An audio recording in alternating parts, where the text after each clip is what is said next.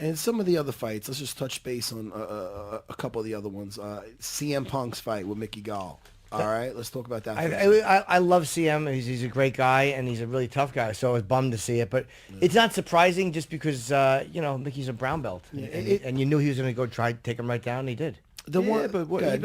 even if the fight would have stayed standing, I mean, I know there's belts with the jiu-jitsu, but I don't know, would he have been more successful standing up or against a talented stand-up guy, So maybe he was a brown belt. Do you give him a stand-up guy? I mean, I think the issue I had with this, Matt and Jimmy, is that really, I mean, the athletic commissions always talk about level playing field, PEDs. They don't want one guy to have an advantage. Yet they make an exception for a guy who never fought before. Now, the rule normally is 5 amateur fights with a winning record, and then you could turn pro. So this guy, they bypass that. They get him in the UFC without any fight. It's really not even fair to him, to be honest with you. And I think that's the problem. Those rules are there for a reason, man. They want you to go through a little bit of a farm league and, get your chops out in other organizations. But, I mean, what were the odds of him winning that fight? And he seems like a great guy. I mean, he really does. That's a good point about the amateur fights because when you get hit in the UFC or a guy is really trying to hurt you and win the fight, have you ever taken a shot that hard in practice? Like, is somebody really trying to hurt you when you're like, are you getting hit full strength when you're practicing? You're gonna definitely get your shock treatment, as we call it in sparring. I mean, if you're doing it the right way, you're gonna get banged around. Look, my philosophy always was, and it's changing now because of the injuries, is that the sparring should be harder than the fight. And I don't know if that looked like, with the jiu-jitsu, it's different though, man.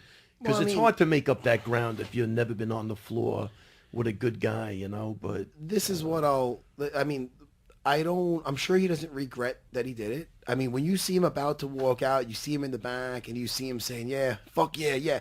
I know that feeling. So I know he had those nice butterflies in his stomach. You see him about to walk in the cage, and it wasn't really gimmicky. He was enjoying the whole process. Right. And see, then it's funny because I never saw him wrestle, the pro wrestle, but it looked like it was. See, it looked like it was staged to me, but you're saying you didn't feel that.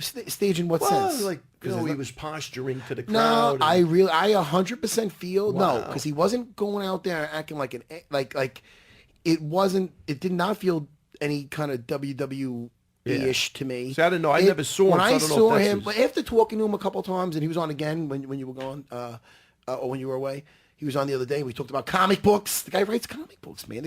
He does some writing for Drax the Destroyer. I don't want to ruin It's funny. I talked to CM at Comic-Con a couple years ago. Shut up, Longo.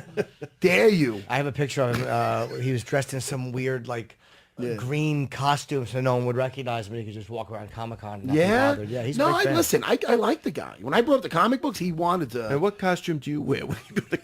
I'm an Ewok. I'm an Ewok. But me and Jimmy gonna dress up like 2 Ewoks. Wow, fucking big ass fucking Chewbacca. We'll dress up Longo. We're all going to Comic-Con. Anyway, no, but I the guy's a down to earth guy. I give the guy a lot of credit. It looks like he enjoyed the process, and not for nothing. He was extremely outclassed. Listen, he went in, and if you hear Mickey Gall talk afterwards, he goes, look, I wanted to work my stand-up, but he was coming in hot. I mean, the guy did come out looking to blast him with a right hand. And, it made it easy for that double. I mean, the double leg, Mickey would be stupid not to take the double leg. You know what I mean? I mean, he said he wanted to work the stand-up, but you have to give what the guy gives you. Take what the guy gives you, and he did give him ran that. across. He ran off and just said, and then... From that takedown, it was a game of catch-up that he would that just wasn't happening. But I'll tell you, he wasn't a pussy. He didn't just get taken down. I think that's the good news, is that he took his beating like a man. He really did, and he was positive afterwards, and you got to give it up to him for that. There's guys out there that talk a lot of stuff, like James Toney, the boxer. Yeah. He went in there. Randy Couture mounted him. He wasn't getting out. It took some beatings. Randy threw a submission on. He goes, all right, get me out of here. I mean, But what do you mean? He just left? He just tapped out. And he was taking some punches down there, and the guy you could hit James Toney in the head with a bat. Yeah. But Couture, took his time, took him down with a low single, right? Yeah. Mounted him, and just the guy wasn't getting out of there. He could have stayed there all day long. The problem is, and then he put him in a choke, tapped out real quick. CM Punk. was taking a beating, got to some really bad positions, but was fighting that choke off for the life. He was trying his ass off. He wasn't getting hit and being a pussy. He didn't get hit and just ball up, where you see good fighters take a bad shot or two and do that. Yeah. It's a fight or flight. He did not fight. Yeah. He did not take off. He was trying his best. The level was just too big. Yeah. The other problem, Matt, is too, when Joe Rogan said something that was smart, but it can't happen, is that, he'd like to see the guy go down, do a couple amateur fights and work his way up, but he can't now. He's a pro. So he doesn't even have the luxury of being an amateur now.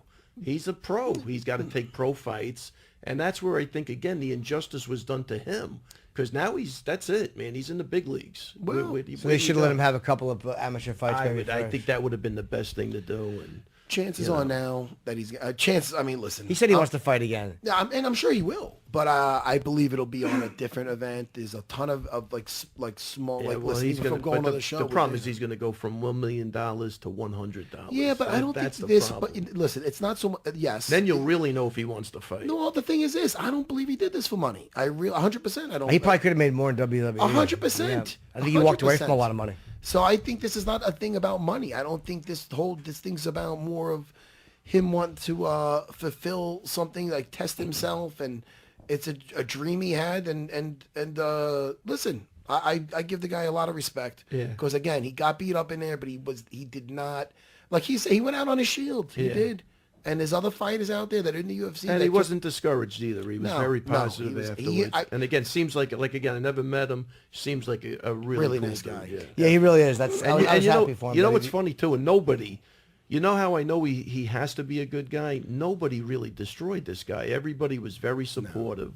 And you always have the idiots online that just wait for this to happen so they could, spill out their negativity all over the place. But with him, most of the stuff was positive. So he's not a guy that's, pissing a lot of people off or